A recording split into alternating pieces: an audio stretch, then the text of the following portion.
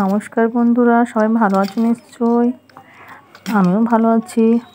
আজকে যে রেসিপিটা নিয়ে এসেছি সেটা হলো আলু সয়াবিনের রেসিপি, যেটা খেতে ভীষণই টেস্ট হয়। এমন কেউ নেই যে সয়াবিন পছন্দ করে না। সয়াবিনটা সকলেরই পছন্দ, সবারই বাড়ির 12 মাসের সবজি হলো একটা সয়াবিন। কড়াই প্রথমে তেল দিয়ে দিলাম, তাতে ভিজিয়ে রাখা সয়াবিনগুলো ভেজে নিতে হবে। অল্প পরিমাণ নুন, অল্প পরিমাণ হলুদ দিয়ে সয়াবিনটা ভালোভাবে ভেজে নিতে হবে। সয়াবিন রান্না করার সময় সবসময় সয়াবিনটা আগে ভেজে নিতে হয়, না হলে সয়াবিনটা একটা কাঁচা ভাব লাগে।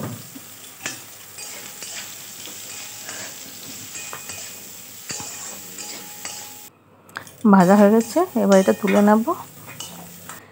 এই কড়াইয়ের মধ্যে আবার একটু তেল দিয়ে দিলাম, তাতে তেজপাতা, পাঁচফোড়ন দিয়ে দিলাম। ঝাল খেতে চাইলে আপনি লঙ্কা দিতে পারেন ফোড়নে, কিন্তু আমরা যেহেতু ঝাল কম খাই তাই লঙ্কা দিলাম না, যেহেতু লঙ্কা মশলার মধ্যে দেওয়া আছে। এবার কেটে রাখা পেঁয়াজগুলো দিয়ে দিলাম। এটা পেঁয়াজগুলো একটু ভেজে নেব। সয়াবিনের সবজির জন্য আদা, রসুন, লঙ্কা, গোটা জিরে, গোটা ধনে, গোটা গোলকে বেটে একটা মশলার পেস্ট বানিয়েছি, সেটা দিয়ে দিলাম। বাড়িতে টমেটো থাকলে একটা টমেটো দিয়ে দেবেন।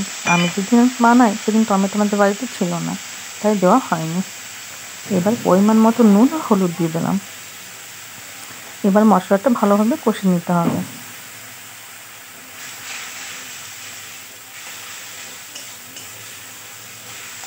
মশলাটা ভালোভাবে কষা হয়ে গেলে সেদ্ধ করে রাখা আলুগুলো দিয়ে দেবো।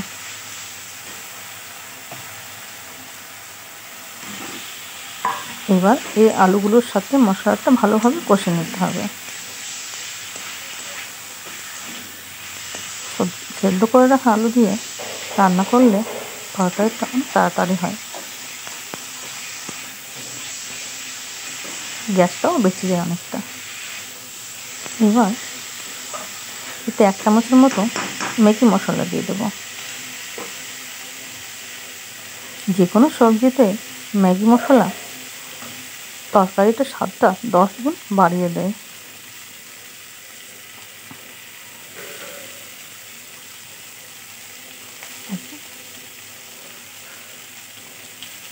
যারা ভিডিওটা দেখছেন তারা একটা লাইক করবেন, একটা শেয়ার করবেন।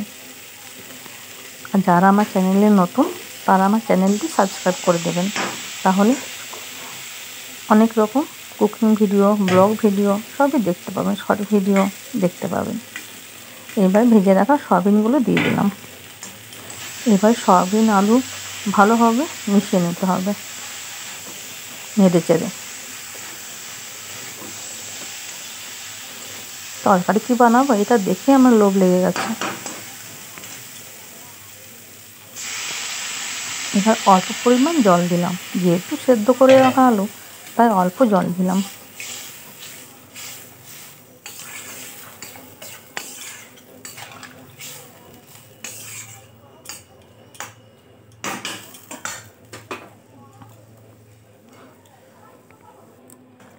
এই দেখুন আমার আলু সয়াবিনের সবজিটা হয়ে এসছে। এভাবে একটু ঝোল ঝোল করে নামিয়ে দেন, তাহলে এটা রুটি, পরোটা, লুচি, ভাত যে কোনো দিয়ে খেতে কিন্তু ভীষণ ভালো লাগবে। একটু ধনেপাতা দিয়ে দিলাম। ধনেপাতা দিয়ে তরকারির স্বাদটা আরও বেড়ে গেল। এবার গরম গরম খেয়ে নেব, চলুন।